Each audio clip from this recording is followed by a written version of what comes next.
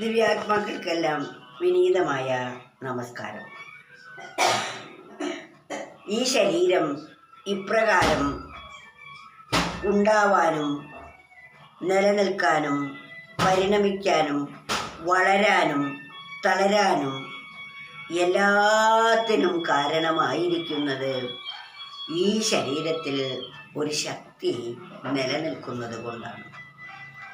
ആ ശക്തിക്കാണ് നാം ഈശ്വരൻ എന്ന് പറയുന്നു.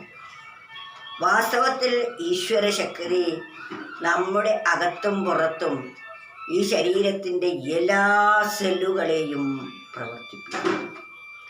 ആ ശക്തി വിശേഷം ഇതിൽ നിന്ന് എപ്പോൾ പിൻവലിയുന്നുവോ ആ നിമിഷം ഈ ശരീരം ശവമായിത്തീരുന്നു. മാത്രമല്ല, അത് അതിൻ്റെ പൂർവാവസ്ഥയെ പഞ്ചഭൂത നിർമ്മിതമായ ശരീരം പഞ്ചഭൂതമായി തന്നെ പരിണമിക്കുന്നു. ഈ ആകൃതിയും ഈ രൂപവും ആണ് ഇതിനെ ഇപ്രകാരം നിലനിർത്തുന്നത്. എൻ്റെ ബന്ധുവായി, എൻ്റെ മിത്രമായി, എൻ്റെ ശത്രുവായി എല്ലാം കാണുന്നത് ഈ ദേഹത്തിൻ്റെ ഈ രൂപത്തിലാണ്.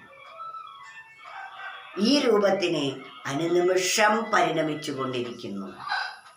നമ്മൾ ഇതിനെ ശത്രുവായും മിത്രമായും കാണുന്നത് നമ്മുടെ മനസ്സിൻ്റെ പോരായ്മ കൊണ്ടാണ്.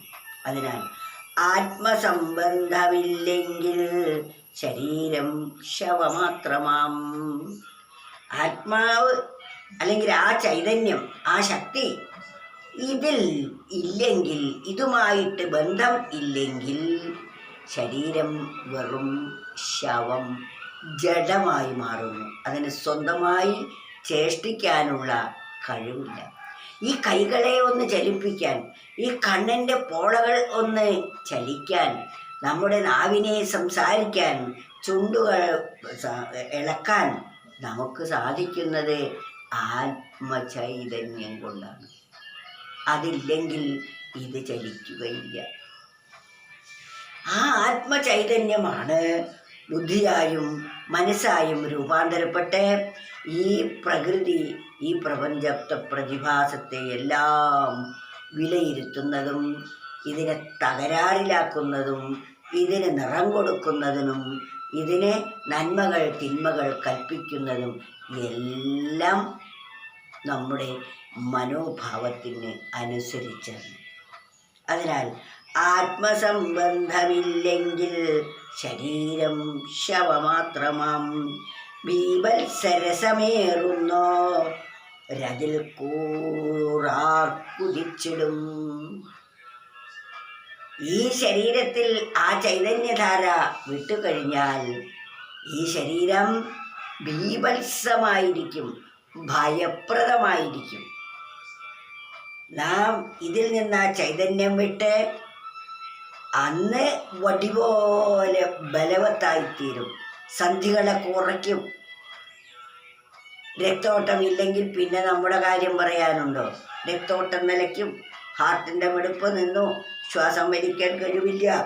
അങ്ങനെ ശരീരം നിശ്ചലമായി, അത് ജഡമായി, അത് പിന്നെ നമ്മൾ പറയാറുണ്ടല്ലോ, വർഗം കൊള്ളി പോലെ ആയിത്തീരുന്നു.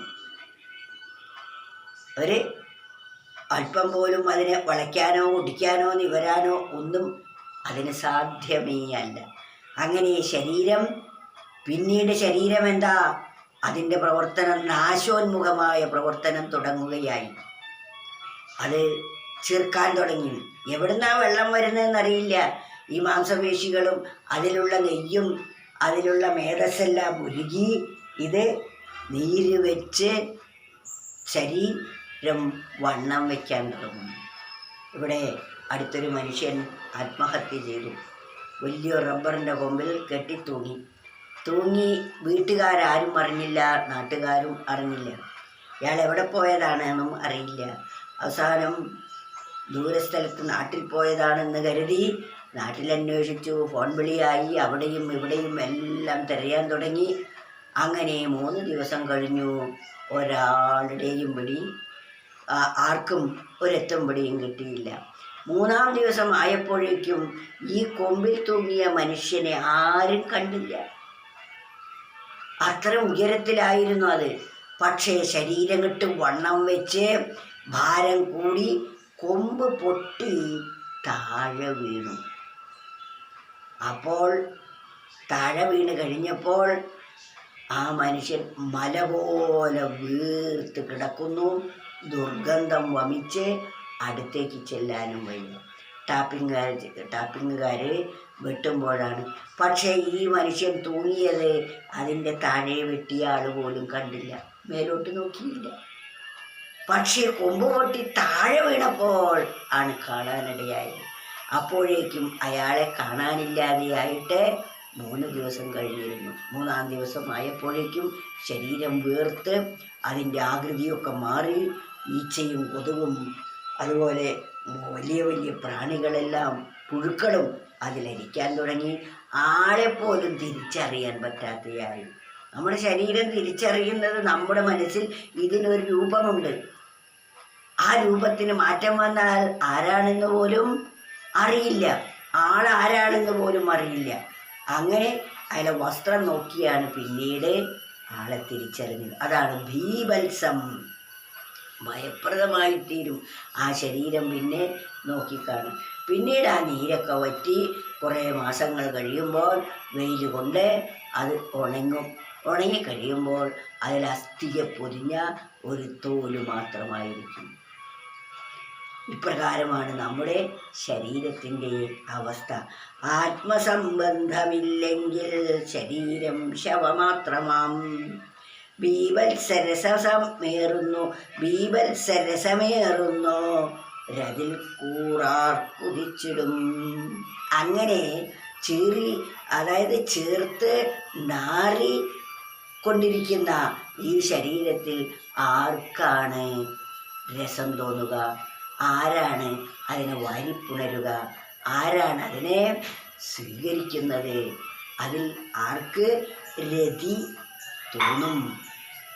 കാരണം അത്രയും അത് നികൃഷ്ടമായി മാറുന്നു നമ്മുടെ ഈ ശരീരം. ഈ ശരീരം എന്ന് സുന്ദരമായും സ്നേഹസ്വരൂപമായും ഇഷ്ടമായും തീരുന്നത് ഇത് ആ പരമാത്മ ചൈതന്യം ഇതിൽ ഉള്ളത് കൊണ്ട് മാത്രമാണ്. ഇതിന് സൗന്ദര്യം കൊടുക്കുന്നത് അതാണ്. അതിൽ നിന്ന് വിട്ടുപോയി കഴിഞ്ഞാൽ ഇത് വിരൂപമായിത്തീരുന്നു, ആർക്കും വേണ്ടാത്തതായിത്തീരുന്നു. ഈ ശരീരം ആർക്കും വേണ്ടാത്തതായതുകൊണ്ടാണ് പശുവായാലും പട്ടിയായാലും പൂച്ചയായാലും അതിൽ നിന്ന് ആ ചൈതന്യം വിട്ടുപോയാൽ ഉടനെ നമ്മൾ മണ്ണ് കൊത്തി ഭൂമിദേവിക്ക് സമർപ്പിക്കുന്നു. ഭൂമിദേവി എല്ലാത്തിനെയും സ്വീകരിച്ച് ശുദ്ധീകരിക്കുന്നു. പിന്നെ ആ ശരീരം കൊണ്ട് നമുക്ക് ശല്യം ഇല്ലാതെയായിത്തീരുന്നു. മറ്റൊന്ന്, നമ്മുടെ ശരീരമൊക്കെ ആണെങ്കിൽ അഗ്നിക്ക് കൊടുക്കുന്നു. ആത്മസംബന്ധമില്ലെങ്കിൽ ശരീരം ശവമാത്രമാം. ഭീഭത്സരസമേറുന്നോ രതിൽ കൂറാർ കുതിച്ചിടും. അതിലാർക്കെങ്കിലും കൂറുണ്ടാവുമോ?